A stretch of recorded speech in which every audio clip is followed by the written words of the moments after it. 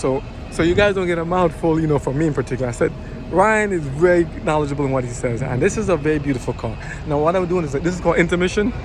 Let the cars speak for themselves. Let the cars speak for themselves. Oh, how you doing? Hi. So look at this one. This is a different color so far. I don't know if it comes through clearly on the phone. It doesn't do justice. You got to come and see it yourself, because if you look close into the paint, as you said, there are a lot of different filaments and pigments in there that you don't see. So blue is not necessarily blue, and to be metallic, it has to be a lot of stuff in there. A lot of details. I'm just giving topical overviews of the car, the sensors. This is the 3. Now, I like SUVs in particular, but some people like sedans. There's a reason for that. Doesn't mean either one is worse or better off, depending on what it is. I like them for the height and the visibility and to look over and to see down further down the road. I want to see everything. But either way, each car is specific and has its own thing. Oh, somebody did a scratch boo-boo. Tesla, we need your protection, please. Oh, but they have also protection plans here. But people, okay, here's another thing. When you're going to see cars and stuff, keep all zippers and purses and hanging metallic objects, please, contained away from there. They may not say, do that, but they don't want the cars damaged. You don't want your car damaged and scratched. Please don't damage the dealership cars in the showroom, especially when it's just as there, just to be presented to see, okay? So this is a courtesy for everybody. Keep the sharp objects and any potential scrapers in pocket. So look at this one. This is the 3, Mazda 3. And it's active, and it's a Mazda 3. So this one here, he has to tell me the details. I think the other one, the hatchback, comes with all-wheel drive standard. This is another version of the color of it. Behind me are the CX-30s, and I'm going to show you those too. But let's show, for instance, now the one. This is the color, the black one here. The rims look good. The cars look good. Nice color. What color this one is here? And I'm all eyeing the trade-in CX-5. So look at the CX-30s. This is a topical view of everything. Let's go through, walk through it. Now these are the hatchback Mazda 3s. He's going to go over more in detail of them to show you. But the cars are beautiful. Look at the black rims. Look at the interior. Can you open? Oh, it's open. Oh, bless. God bless. Look at the colors. Look at the inside. Look at the detail. Look at the stitching. Look at the stitching. You get a lot for the value. And they're very competitive. Look at this. And they protect the panel black. Nice. He's gonna go over the stuff. Black headliner and other stuff. He's gonna go over the stuff. This is good. We're just gonna tap in. And the hatchback, as you said, you need it for versatility. Look at the trunk. This is nice. It's combo. Not too big, not too small. Not bad. Compared to the CX-30. Let's see. He's coming on soon, and just look at it. Nice colors.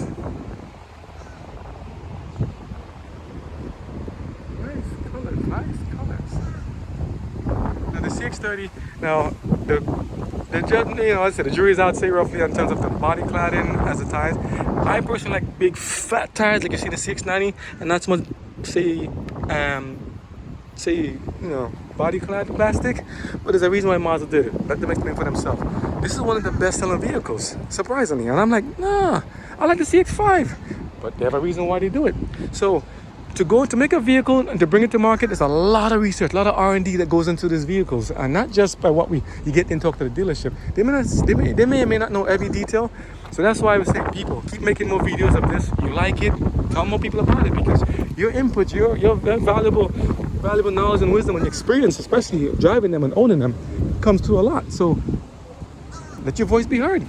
I'm just one guy with a phone that I didn't actually want, like Apple. I have an Apple phone here. I didn't like it. I like Android. But just to drive from New York to here, the signal wouldn't pair too well with the cars I was using. So I went to an Apple given to me by my wife, who awesome relatives gave her another one. So she gave me the hand-me-down. The hand-me-down works great. So I'm not complaining. Free is free. And I'm grateful because it comes in handy now. So now, here we go. So we're walking through now. We went from the 3s to the 3s, 3 sedans, 3 hatchback, to now the CX-30s. Now CX-30s, they know I'm so biased. I'm always avoiding this one because it's not my favorite in terms of what I see, but it's a big seller. Why? The size is nice. The wheels are nice. It's very good on gas, and these cars have very high crash safety ratings. I mean, you look at them. Almost every one of them, almost all of Mazdas are 5 stars. I'm like, how can you make a car 5-star from all the different categories? And I always thought that 5-star meant 5-star against pickup trucks and trucks and everything. It's within their own class. Mazda has its cars very safe. As you said, a lot of safety features all in one, and he didn't have to do that. Toyota's doing the same thing too, and Subaru and other automakers. And yes, please, we shouldn't have to sacrifice safety because we can afford a higher end vehicle. So can they hear us and please give us all the safety features now? Like autonomous driving and other stuff is important, but the driver and drivers are I think are the most highest priority. And their safety is paramount. So if they can, please, automakers, as you guys hearing us, whether it's Mazda, Toyota, or Honda, or Subaru, give the drivers assistance, but don't get rid of the driver. Because you know what it is? Though computers can do so many things, nothing can beat the human mind. As God said, we are fearfully and wonderfully made. So can we at least, act like we know that we're fearfully and wonderfully made? Can we at least act like we care and we believe it's true? Even if you don't believe in a God, look at yourself, look at your hands, look at your feet. Come on, look at your hands like this. Look at the detail, look at the symmetry, look at the veins, look at the muscles, look at the tendons. Who can do such a thing? God bless. Look at the people doing those dances and skills you see on the internet, on videos, or just walking. I mean, think about it. For those people who may be, say, handicapped, blind, say mute, or deaf, I mean, the other systems compensate. Those who have lost organs here and there, like, kidneys and stuff, the other systems compensate. God designed his body in a very interesting way. And the design of these cars too, look at something, for instance. Look at this line here. Look at that. The car comes like this and it shines. And the line one side is different from the other side. To make this just flow and disappear into the car, that is beautiful. That's all the math. For those going to school, please don't think it's a waste of time to learn your education, to learn about radius and different angles and algebra, all that stuff. There's a reason for that. To make a body panel that can flow like this and not to be just one slab is good. And they've done how to look at this, all different varieties, some concepts, and different automakers have their own different style because we're all different. So why we want us all to be the same? We need to be different and say, hey, what you got? What you got? What you got? And let's put it together. So for those who want to debate the car stuff, that's fun for me. Let's debate and see what you like about it. But for those who want to go drag race each other and go race and see who outgun each other with the new engine they put in there and try to, get bragging rights, it really doesn't make any sense because we're not really impressed. Yes, you beat somebody from a stop sign, so a light to another light. We're not really impressed. Though you have it, yes, I mean, every day somebody's going to get a bigger engine, better engine, more faster, better tires, all that stuff. So just enjoy the ride and be safe and not hurt anybody. Ryan's over here. I'm going to pause it to get his intake again. Or he can just jump in. But we're moving from one to the next. So, right. So we went, I saw the hatchbacks and I saw the sedans and the 630. You just take me wherever you want to take me these cars and see, because the colors are looking nice. And I always tell them, when the cars are polished and nice and looks great, I tell myself really much. I can't tell. I'm just starting this thing yesterday, so I don't tell nobody nothing, right? But it's always nice to see, okay, how does it look now compared to later? Because, for instance, I remember I said I don't like white vehicles in particular, like the bodies, because I was in the Northeast from New York. After a while in time, the snow and rain, all salt leaves watermarks. And I don't know if anybody's experienced that, maybe not. But I heard the paint system is changing. So that's just some stuff I like to see later on with like that. But I'm a guy. I like fog lights. Some don't like it no more. And the new cars don't tend to have it as much. But they have other compensatory systems that do that. And back there, you see inside there, people, beside the truck delivering stuff, look inside there. That little vehicle on the ramp there, that stuff is suspension system. I love to watch suspension systems. The calipers and the knuckles and the shocks and the springs are airs. I mean, yeah. But you guys service all makes here too? Yeah, we service all makes here too. So we have some master technicians here. Yeah. I think we have like 3 or 4 of them. They're all awesome. All of my friends are actually here in service. Oh, beautiful. Anyone from Jesus, I call him Chucho, Brandon, Stu, all of those guys back there are my best friends. Great people to have service your car. Yeah. Now, great thing about this dealership too is that they take videos of the car when it's getting serviced. Yeah, I get that every now and then. Yeah. That's like a new thing. So I don't know if it's supposed to happen at every dealership, but we're very consistent here. Yeah. So I like that better because you're able to see like, okay, this is actually what's wrong with my car versus a piece of paper that you get when you go to like Pep Boys. Not saying knocking any particular. No, brand, I got you. Yeah. That's just an example. Yeah. You get that piece of paper and you have no idea if that's actually wrong with your car. And you can tell why you're waiting in the waiting room. Why are you waiting for? Because they're changing the stuff. You actually see the work being done. Exactly. Yeah. That's not bad. But another thing I talked about, when I went to Toyota dealership, one thing was sad, and I so enjoyed them so much in Leah, Rockland, Toyota. They were saying, and great people there, Fitz, shouts to you and the rest of the people there. One thing they were saying that a lot of times the technicians, they're not having the technicians anymore. Not everybody wants to work in cars anymore. And some people are saying, well, if that's the case, that might be an incentive to push people to go to BEV, the battery electric powered vehicles and stuff, versus the engine, you know, where it's like you got to service it with ICE, right? Internal combustion engine. So they're saying, why do I have to bother? If you can just swap it out or just have a non-serviceable motor that's just like an RC car, go and go. But then you're limited by other factors. Yes. You know? So it's going to be, we're going to see it this within the next couple of years, that technicians are going to be more electricians versus being, you know, mechanical, because all the cars are going electric. What if they get an EMP now? You see the balloons in the sky, man. EMP, man. Exactly. Well, I want mechanical there. But so, I know, that's until hopefully, I won't say nothing. It's going to be a weird transition. But for now, we want to stay like more gas powered, bringing the hybrid. Because not everybody is comfortable with just going full electric. They have no idea. Range anxiety is real, as I said. I don't see nobody doing interstate travel on a BEV or PHEV, what do you call it? He said FEV, BEV, partial hydro, plug-in, no plug-in. Plug-in hybrid. Look at the amount of cars in the world. How many people in the world? Billions. How many cars? Billions. How many cars you want to have being plugged in at the same time? Where are you going to power it? Where are you going to sustain it from? Exactly. Is it practical? In some applications, yes. Limited places, but it takes longer versus just plugging into the gas. How many get a house?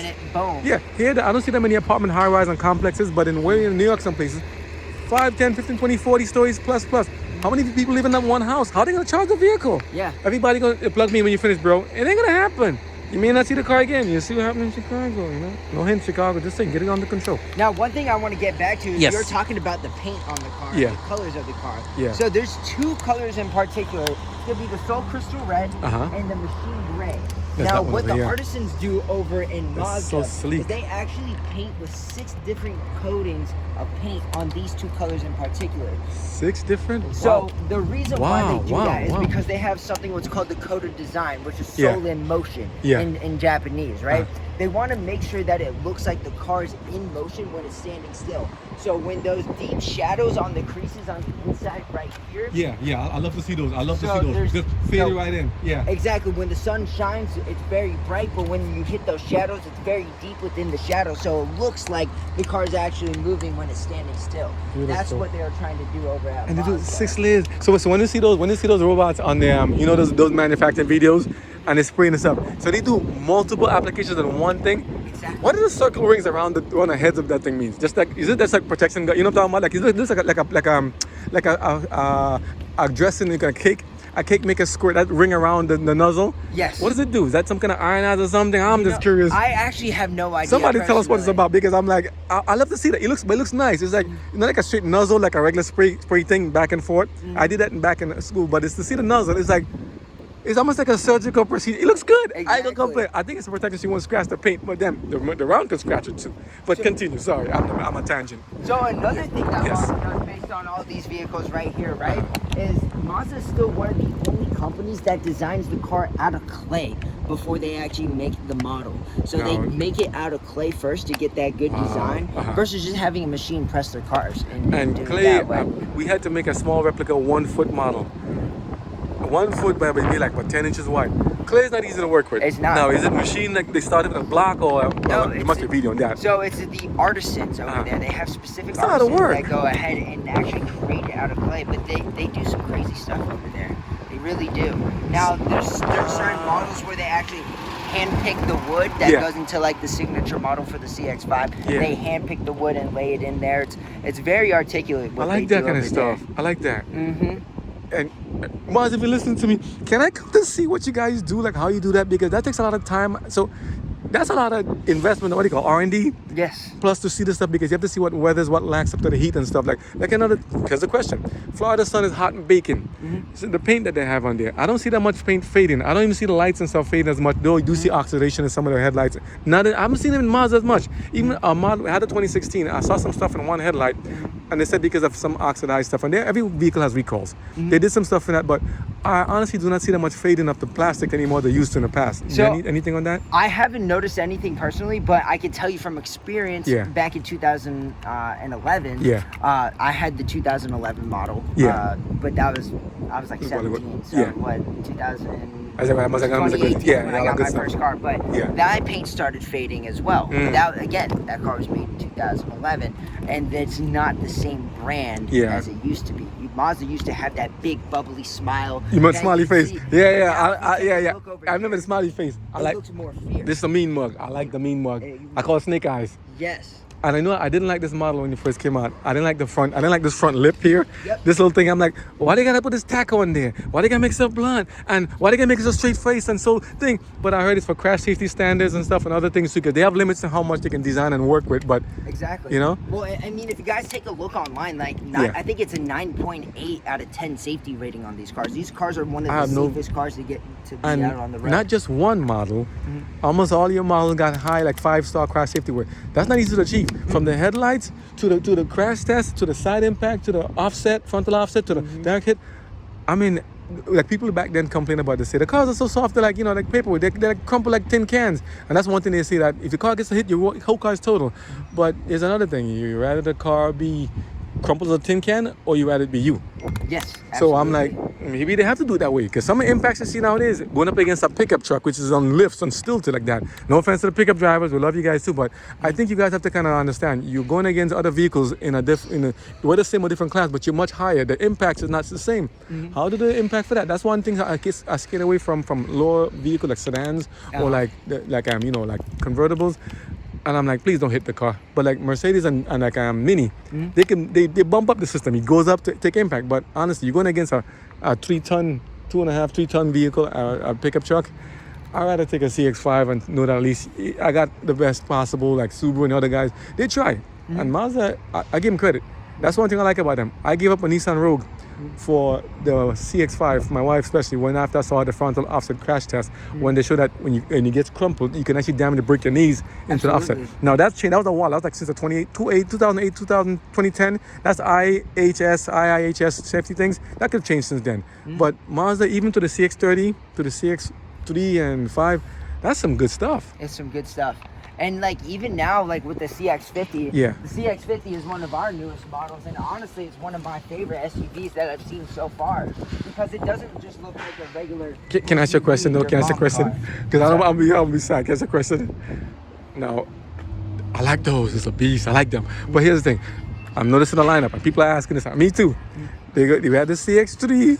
CX-5, CX-7, CX-9. The CX-7 went away a while ago, but it's coming back, but in different form. And the CX-3 went to CX-30. CX-5, there's a CX-50. Are you gonna replace the CX? As far as I know, we're planning on. Don't do it, man. Don't do it. I want to do it. It's our bread and butter car. Everybody loves the CX-5. Yes. The CX-5's been around for a very, very long time now. It's the most reliable. I even just put my girlfriend into it's CX-5. midway. She's driving the Carbon Edition. This model right here, this same exact one. You get a great value for the car. The car, look at the car. It's a nice stance. It's amazing. It's beautiful. Price point for what you get for the CX-5, it just makes all the sense in the world. You see, yes, I'm partial. Yes, I told you gotta like Mazda. So why you hating? Don't be hating in the comments. Yes, I'm partial. Yeah, he's biased, man. He's Shamrock. No, I like what I like, and if I like it because of reason, I don't want to waste money. Okay, and neither do you. If you want to waste money, go buy something you don't like. Okay, or maybe you like it and spend having 9 miles per gallon. Okay, sorry, McLaren. I don't want to mess with you. Yeah. Anybody want to drive around with 2 miles per gallon? This kind of economy and craziness. You gotta be rich. Can you call me and buy me a CX-90? I ain't complaining. Maybe a CX-50. Yeah. I would like to have one. Honestly speaking, I like to have one of each of these cars in the driveway. I tell them, even some different colors, a CX-50, a CX-5, a CX. I'm crying, man.